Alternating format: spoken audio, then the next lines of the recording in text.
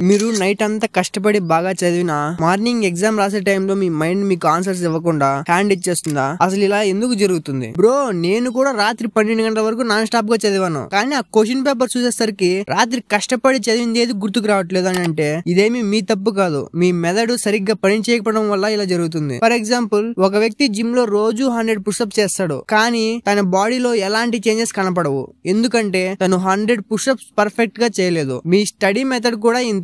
సరైన టెక్నిక్ తో చదవకపోతే ఎంత చదివినా వేస్ట్. దీనికి సొల్యూషన్ గా 2 పవర్ఫుల్ టెక్నిక్స్ చెప్తా. మహాభారతంలో అర్జునుడు యుద్ధం చేసేటప్పుడు అర్జునుడి దగ్గర గాండివం ఉంది, బలము ఉంది. కానీ అర్జునుడి విజయానికి కారణం శ్రీకృష్ణ సారథిలాగా మార్గం చూపించి సమయానికి బోధించడం. మన సక్సెస్ ఛానల్లో నువ్వు అర్జునుడు అయితే నేను కృష్ణుడులా నీకు సారథిలా నిలిచి నిన్ను మార్గదర్శించి సమయానికి తప్పకుండా బోధిస్తూ విజయం సాధించేలా చేస్తా. కానీ మనమిద్దరం గెలవాలనుకుంటున్న ఈ యుద్ధాన్ని గెలవనివ్వకుండా సబ్స్క్రైబ్ బటన్ అడ్డంగా ఉంది, దాన్ని నువ్వు ధ్వంసం చేసినచో ఇప్పుడే యుద్ధం ప్రారంభించవచ్చును. ఆలస్యం లేకుండా సబ్స్క్రైబ్ చేయి మిత్రమా.